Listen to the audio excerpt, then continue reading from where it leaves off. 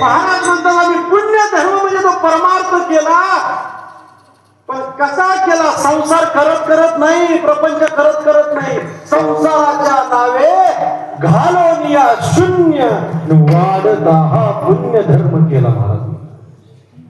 म्हणून संत महात्म्यांना देव आवडतो पण अखंड असा आवडतो. आपल्याला आवडतो पण सखंड आवडतो महाराज. फक्त सप्त्यापुरता देव आहे. तुकोबराय म्हणतात संतांचं तसं नाही. त्या देवाबद्दल प्रेम भाव आहे, पण काही जरी झालं, कशीही परिस्थिती आली, कितीही वय झालं तरी त्यांचं प्रेम बदलत नाही.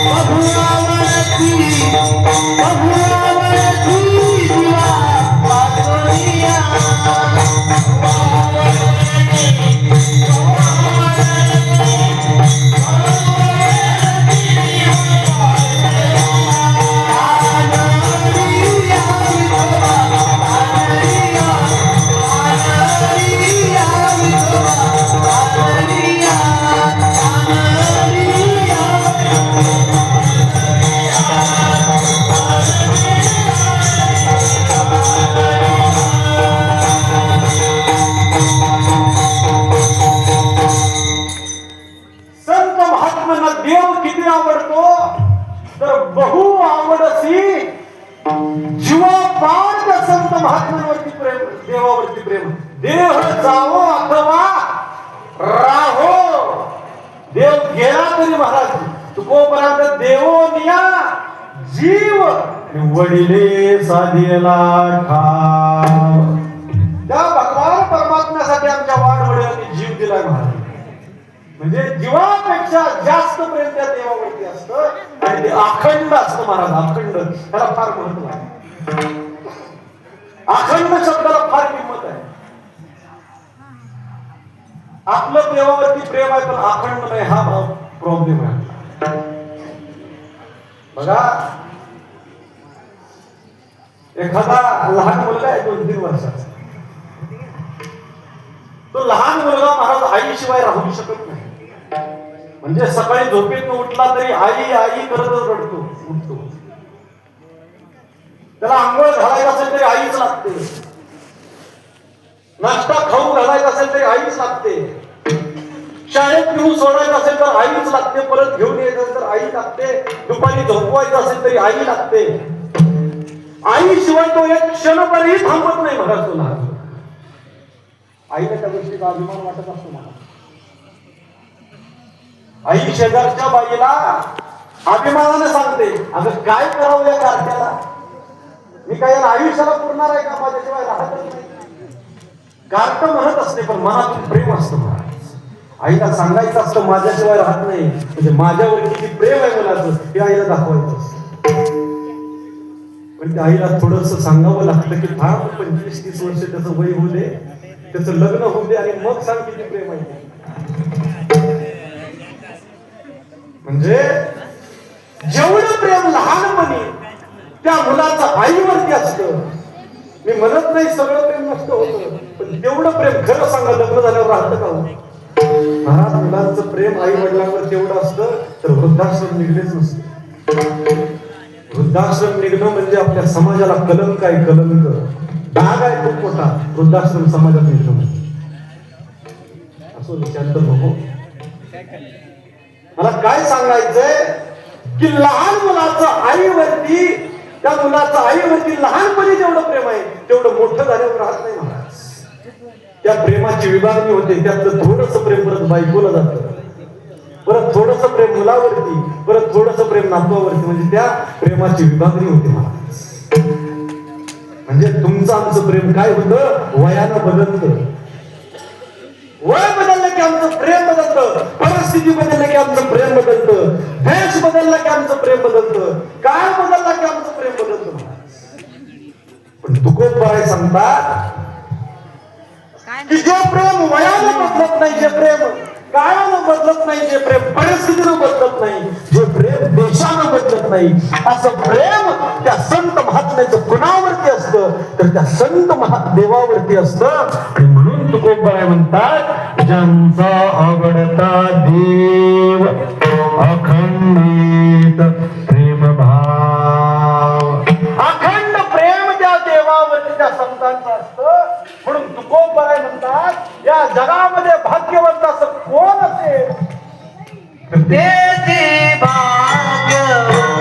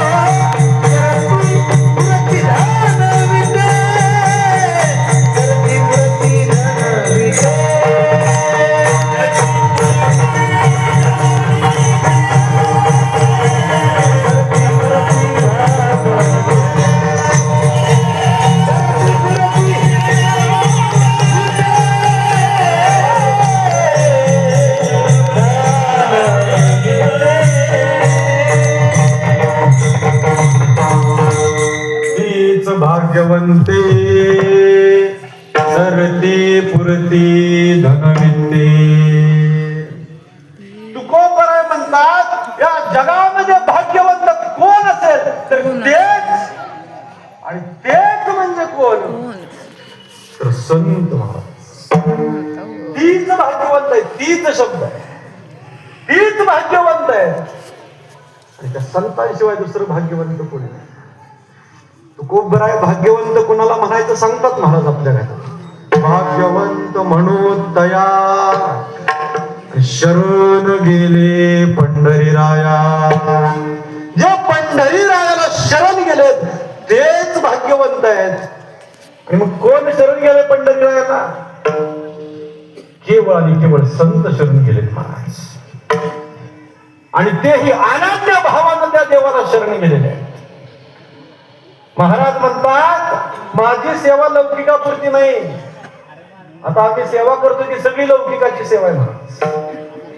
ड्रायक्लीन केलेले कपडे, इनोवा गाडी, आज संध्याकाळी कीर्तन असेल तर व्हॉट्सअपला स्टेटस, इंस्टाग्रामला स्टेटस, फेसबुकला स्टेटस, सगळा दिखावा चालू आहे. फक्त लौकिक मान कसा वाढले.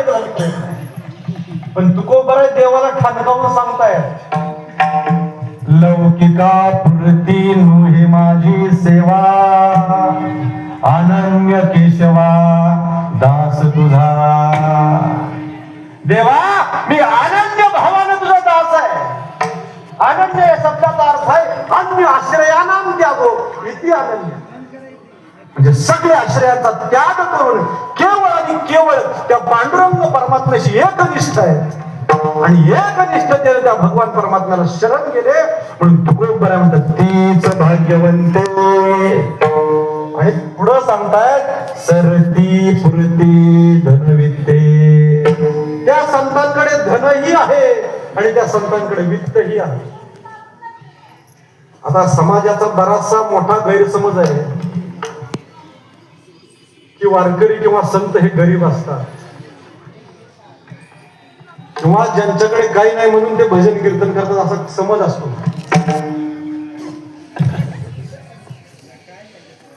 बऱ्याचशा लोकांचा समज आहे हे धोतर घालतात म्हणजे. पण तुकोबराय सांगतात या जगात त्या संतांसारखं श्रीमंत दुसरं कोणी नाही. अहो तुमचं आमचं धन आहे. महाराज म्हणतात ते सरतही नाही आणि ते पुरतही नाही. तुकोबराय म्हणतात त्या संतांकडे धनही आहे वित्तही आहे पण ते कसं आहे सरतही आहे पुरतही आहे नवे नवे मूर्तही आहे. महाराज संतांचा धनाचा विषय वेळ संपलेले सांगू का 5 मिनिटाचा दृष्टांत. नामदेवरायांच्या जीवनातलं महाराज उदाहरण सांगतो तुम्हाला. मग तुम्ही ठरवा संतांना काय उपमा द्यायची. म्हणजे संतांकडे किती धन होतं त्याच्यासाठी हा दृष्टांत आहे.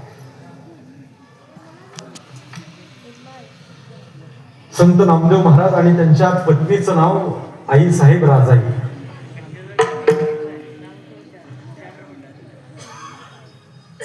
आणि महाराज परिसा भागवत आणि त्या परिसा भागवताच्या मंडळी आणि आई साहेब राजाई दोघींचं माहेर एकच आहे. आणि त्या परिसा भागवताच्या मंडळीनं राजाईंकडे एक दिवस आली आणि म्हणाली मला परीस आमच्याकडे मिळालेला आहे.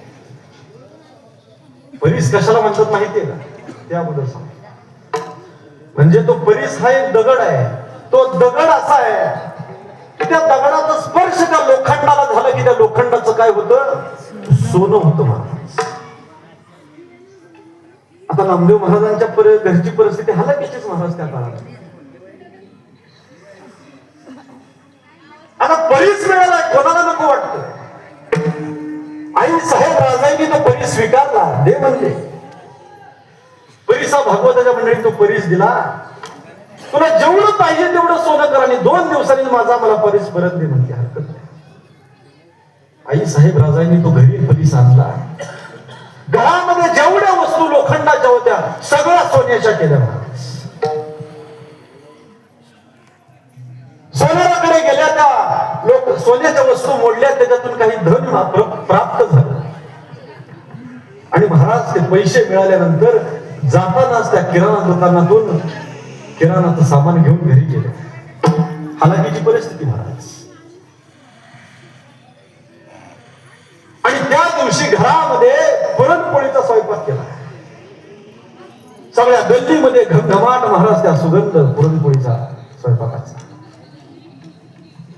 नामदेव महाराज नित्य नेमानं भजना करता रावळात गेले होते. त्यांचा सगळा नित्य नेम उरकला. भजन संपलं आणि आता घरी निघाले. महाराज घरी आले आणि घरामध्ये पाऊल टाकल्याबरोबर त्यांना त्या पुरणपोळीच्या स्वयंपाकाचा वास आला. पुरणपोळीच्या स्वयंपाकाचा वास आल्याबरोबर टाकलेला पाऊल महागाने घेतला आणि नामदेव महाराज म्हणजे नक्कीच आपलं हे घर नाही. कधी पुरणपोळी महाराज घरात तेवढा स्वयंपाक नाही तेवढं सामान नाही माहित होतं. हालाकीची परिस्थिती. एक वेळ जेवणाची अडचण होती त्याला. महागाने फिरले थोडस मागं गेले लांबून बघितलं आणि हे तर आपलंच घर आहे म्हटलं. घरामध्ये गेले हात पाय धुतले. पात्रावरती जेवणाकरता बसले. पुरणपोळीचा स्वयंपाक गुळवणी आहे कटाची आमटी आहे कुरवडी पापडी भजी सगळा स्वयंपाक महाराज आई साहेबांनी केलेला आहे. प्रेमानं केलेला आहे. नामदेव महाराजांना न राहून विचारलं अगं राजाई आपल्या घरामध्ये तर एक वेळच्या स्वयंपाकाचं सामान नव्हतं पण हा पुरणपोळीचा स्वयंपाक तू केलाय. सामान नक्की कुठून आणलं असा प्रश्न आईसाहेब राजाईंना केला.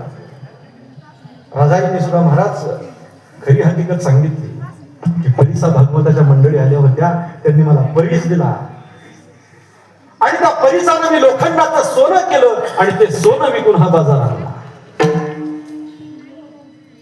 महाराज पात्रावर उठले नामदेवराय. आई साहेबांना विचारलं, आलं कुठं परीस दाखव.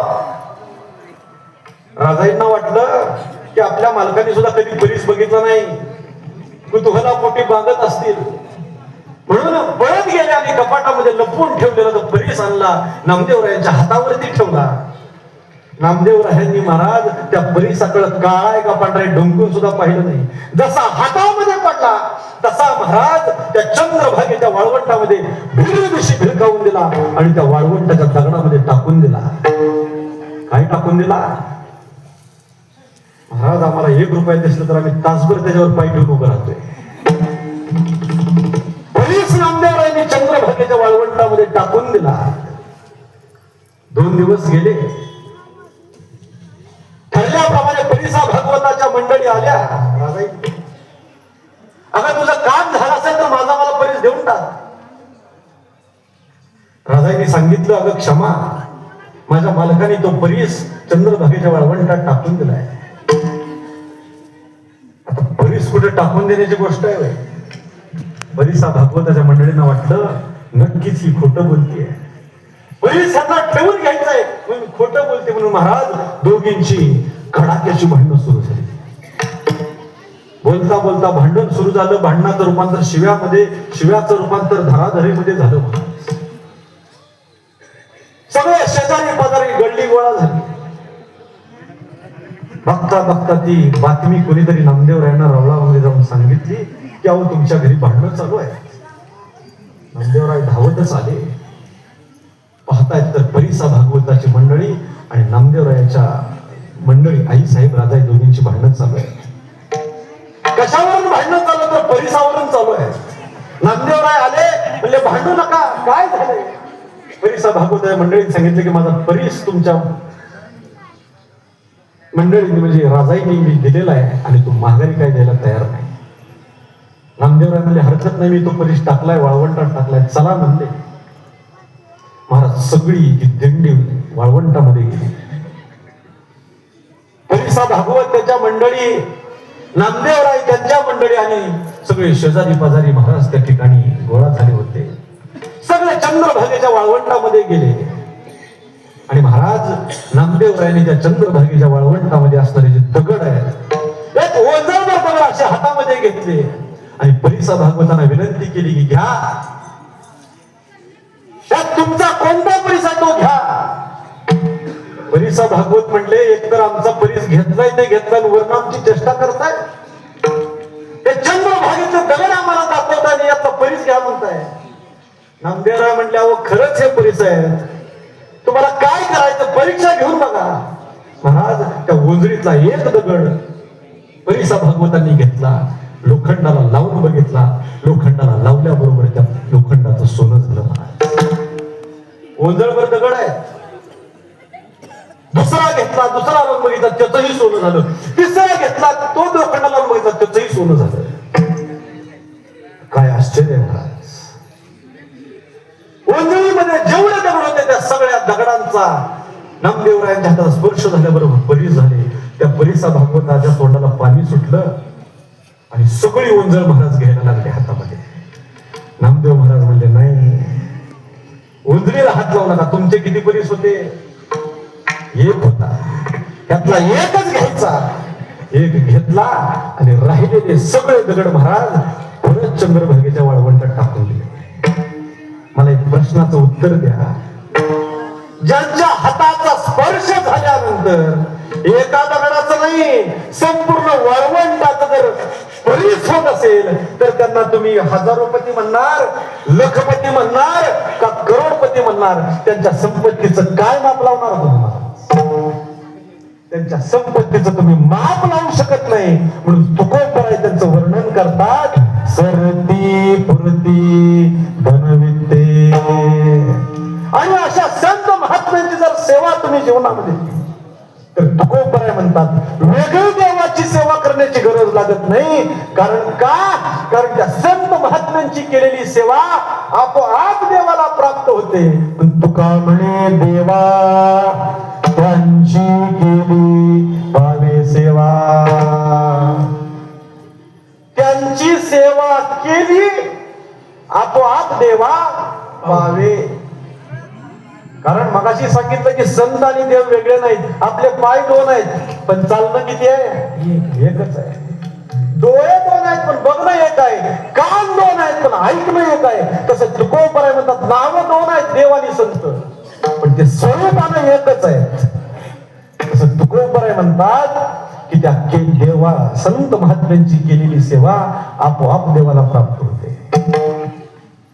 महाराज बोलण्यासारखं भरपूर आहे पण आपल्याला वेळेची मर्यादा आहे. थंडीचे दिवस आहेत. तुकोबराय एवढं परखड बोलतात.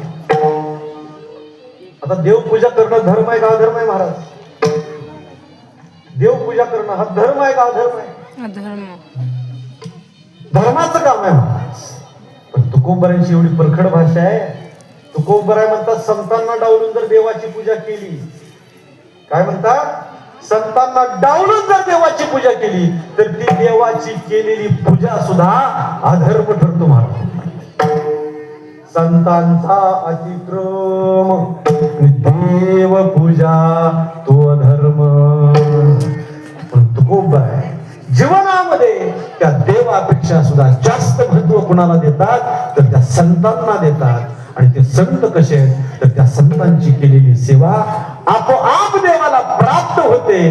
पण त्यांची केली तुका म्हणे देवा त्यांची केली पावी सेवा. ज्ञानेश्वर माऊली